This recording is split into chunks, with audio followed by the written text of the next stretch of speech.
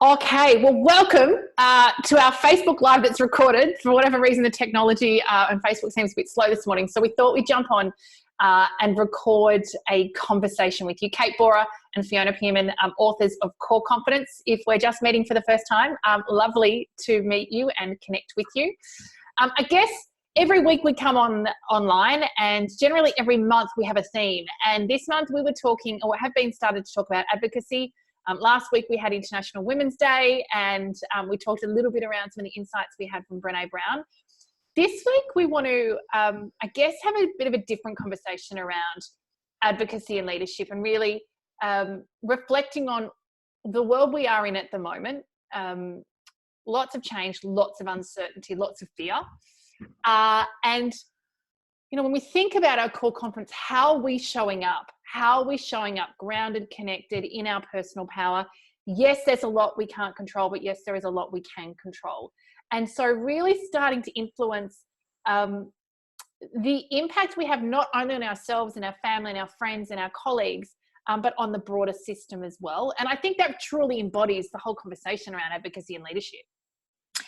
Yes, yeah, it is a time that people are finding somewhat fraught. I mean, we're noticing all sorts of spikes and strange things in the system, the panic buying.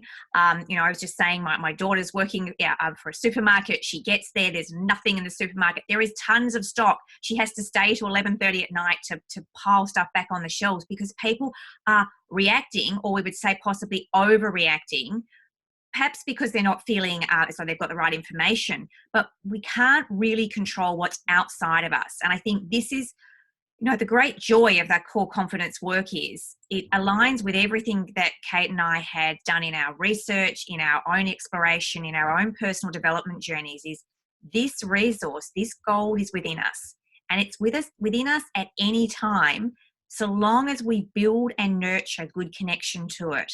And being able to remain calm and, able to see the whole picture while we're going through something that, yes, is challenging, not to diminish the concerns about that. But how can I be an example of holding well, of, standing in my power, of sharing generously, of being okay despite all the chaos, despite everything that's going on out there? Yeah, and I think, look, I've been really conscious of managing my own mindset this week. I think I'm a bit of a media consumer. So I can sit and watch CNN all day. And that's not super helpful, or hook in and out. Or watch the SBS. I was up the other night watching it. And I've just really recognized that's not helpful. And I think to just really acknowledge what comes to mind is, the change cycle, the change curve, that yes, when something, and we've got change on lots of different levels at the moment, but it does feel uncomfortable, it does feel awkward, it does feel scary, and that things are different. And how do you move through that acknowledgement that it's different initially, and then how do you set yourself up to acknowledge and then move into okay, and what I really talk about is creating certainty for you, because one of the most uncomfortable things, and what probably is a self-sabotage strategy of how we give our confidence away, is, I don't know, this lack of certainty. And the more certainty that we can create, which I know sounds really silly at this point in time, but this conversation around certainty rituals, it's one of the reasons why I've loved that businesses have come out, certainly here in Australia, that we've probably got a good portion of 50%, if not more, businesses who have just made the call, yep, everyone's going to be working from home, and it's going to be for the next 2 weeks. Because what we've done is we've moved people from a question mark of I'm not sure yet and waiting for that to arrive, and moved into, oh, okay, cool. So now I'm home, I'm working from home, and now I get to move into a new normal, albeit it's a different normal. But I immediately move into, okay, cool. Now what's my rhythm? What's my routine? So you allow people to find new certainty in the uncertainty. And I think that's, as I've been reflecting, it's, okay, well, how do I create a plan? When we don't know what's going to happen, then we constantly have open loops in our brain that feels unsafe. So the more that I can get clear about, okay, now I'm going to be working from home and I'm not going to be able to go out the way potentially that I have in the past for a period of time, then I can come up with the plan. The brain is really good at getting busy to work to come up with the plan so that you feel safe and that you have that certainty. And certainly, we all need certainty and uncertainty to different degrees. If you're a person with high certainty, it's likely that what's going on the mind at the moment would be triggering a lot of anxiety for you. And so it's, how do you create certainty rituals? Yeah, I think this is a really big piece, absolutely acknowledge, it doesn't make sense to deny what's going on, because even just acknowledging it allows us to drop into the space of, okay, I recognize I've got that. And so it's an acknowledge and the and is all the things Kate's talking about. And also one of the big ands is knowing that we will get through this.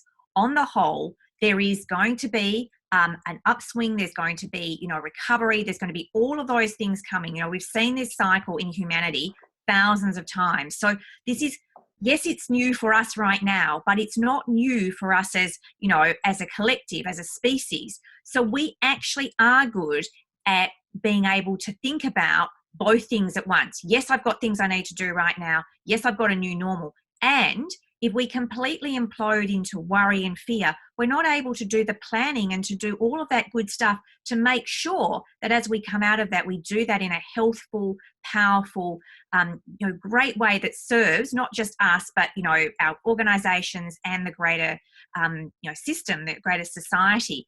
And, even, Kate, you and I, just the last couple of days, we've spent some really good time thinking about, we already had some plans what we might do in 2021, 2022, but we started activating that. We started going, okay, well, what if we wanted to achieve that, and then we back planned around that, and just that piece of certainty or that planning ritual process means, hey, yes, I can't change exactly what's happening now, but I can absolutely keep doing worthwhile and valuable things. Yeah, I think that's really, if I reflect on part of why I feel like the beginning of the week I was feeling a little bit raw, and why I feel like I do now. And we just wrapped a session with our Core Confidence Pilot program, and really in my personal power. And I think this is the opportunity right now, is to be leaders in our organizations, to take care of ourselves and our family, absolutely, physically, mentally, emotionally, and spiritually. And the chapter of the book we want to talk about is chapter 7, Maintain Resilience. So to do that, and then to how do we lead that with other people? And I think there's lots of opportunities here. I think the first one I want to talk about is something I've been really practicing this year, which is called my morning routine, which is how do I get up and start my day. Last year I read the book Miracle Morning, which kind of changed my world, and I love that. And also, again, hooked into some other thought leaders around, well, what are the small things, in the first 5 things that I do when I get out of bed, what does that look like? And then kind of there's a second part to that, which is the Miracle Morning piece, which I won't touch on too much, but it's things like, not consuming media first thing, choosing to, wake up with, for me, it's meditation music, and just allow myself to wake up in the 10 minutes.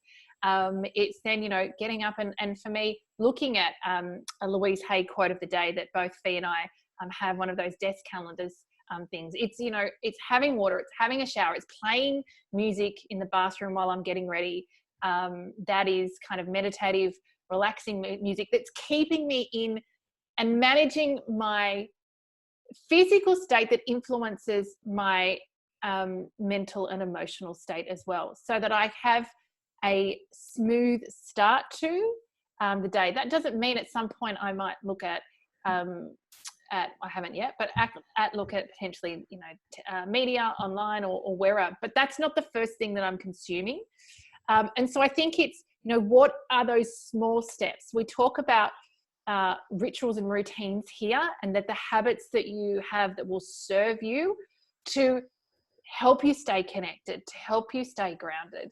And all of those little things, when I do them, I show up differently, as opposed to consuming. I guess yesterday morning I started consuming stuff on sunrise, and before you know it, 30 minutes is gone, and all I've done is spend 30 minutes connecting in with coronavirus and what's going on around the world. Yeah, I think, be really conscious of what are my rituals and routines I'm putting in place. Kate's talked about a great one in the morning. One of the things I love to do before I go to bed at night is just to get grounded with what are 3 things I'm grateful for. We all know that gratitude is really powerful in resetting our mindset, in allowing us to feel more balanced and calm. It actually releases feel-good endorphins. So just reminding ourselves that yes, there's challenge and chaos around, but there are always things to be grateful for. Even just extra time with our family in our homes, extra time of connecting in, extra time of actually being able to read that book I haven't read, or take time to do some planning, or all of the things that we might say I'm too busy for. We're actually not going to be quite as busy as we were. We haven't got as much time in a commute, so we actually can really drop into and think about what is it I want to spend my time doing, and also what am I grateful for. Yeah, nice one. I love, morning ritual, evening routine, or morning routine, evening routine, 2 really powerful kind of anchors in terms of how we're showing up. I think the next one is be really mindful of language. We've kind of hooked in this week to a lot of our thought leaders. I think what we see now is the benefit of having really smart people around you who are having conversations, different conversations, which is, how do we show up? The messages that are coming to us is, how do we show up as leaders? How do we support our tribe, our community through these times? And so, that they're the conversations we're witnessing. What is the opportunity here to serve, rather than kind of consuming too much of the doomsday and having too many repeated conversations around worst case scenario. Todd Herman came out and was looking at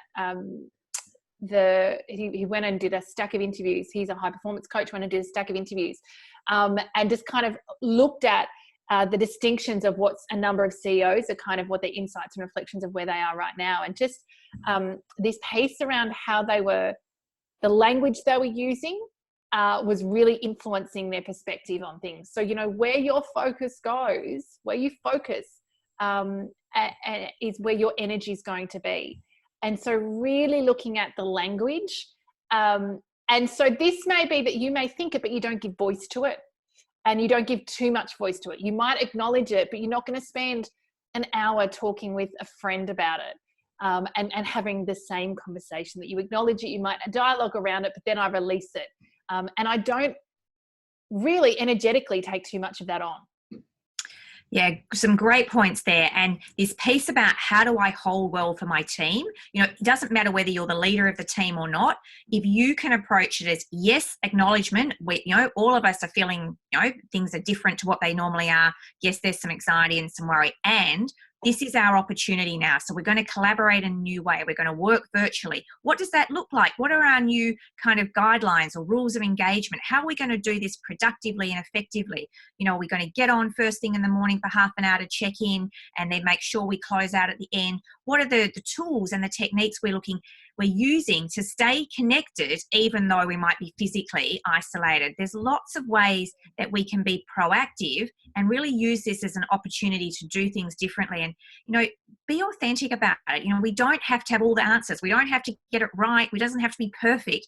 And we can keep, we're going to build a capability here around how we work differently to maybe how we're used to. And I think that's quite exciting.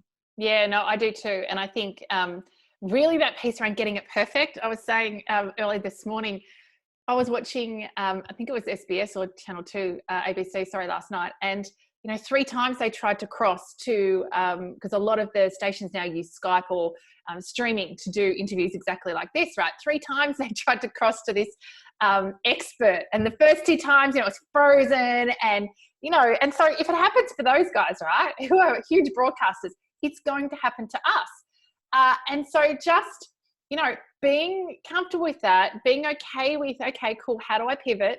And I think one piece I really want to, a client shared yesterday that I really loved, and that was show up. So with authenticity, people often on Zoom technology, for many it's still new, or video camera technology, it's new. A lot of people feel really self-conscious around the camera and putting that on. I'm happy to kind of have the voice on, but I'm not comfortable from a camera point of view, be that what I'm wearing, my background environment. And this particular client was, again, it was day one of working from home, and she just kind of said to everyone, guys, you know, I'm sitting here in my pajamas, not exactly the way you would normally see me show up in the office, but let's just all put our cameras on, because there is something different that happens when we see each other and that we connect. But the other really potent thing is, it's also really important from a presence point of view. You know, you are forced, when someone sees you, you are forced to show up with and be present to that conversation. It is too easy, and I notice this myself, that when there's a conversation going, if you're just, you know, to go over here and do something here, you know, when you are on camera and present, then you are as much as possible having that same human connection that you would if you were in the room. As well. And I think that's the real opportunity. You know, we're going to start playing with this as well. You know, how do we achieve the same outcome that we would if we were physically in the same room? But certainly, you know, get over the camera stuff and just show up. Once you get over it, you'll be, you know, it'll be a no-brainer. Yes, yeah, I love this piece. And, you know, one of the great mentors, what I loved is he would get his wife to ask him every evening, did you show up 100% today? And I think it's a great question to ask ourselves. Did I show up 100% today? So if you are having a video conference, if you are interacting with anyone, make sure you, as Kate says, you're 100% present to that. And you're not just there, you know, in your body, but you're actually emotionally, mentally, you're fully in to the conversation, because everyone can feel that, and it makes a big difference. When you do that, it will encourage other people to do the same thing. Yeah, absolutely. So, you know, hook in to leaders, consume, you know, information, getting good information is important. Consume and follow good leaders as well. We're doing lots of that. And I think the other thing, you know, you've got to take care of yourself in order to show up for others. So, you know, what are the little things? We call them the 10 out of 10s. You know, I always have candles going in my office. I've got this kind of new spray. It's like a lavender to focus spray. I've got kind of to my right a speaker where I will often display kind of the meditative or chakra balancing music, all of those sorts of things. Like, what are the small rituals that you can create around you in your physical environment?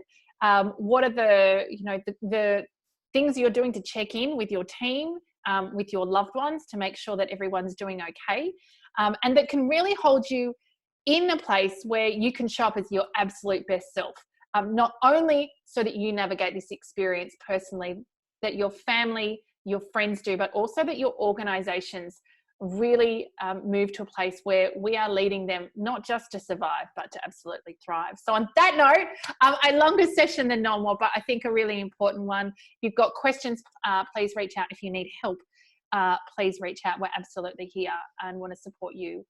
For us, you know, this is just normal for us. This is how we've always worked, but we're really excited around how do we collaborate with organisations and with our community going forward as well. So guys, take care, and we will talk with you next week.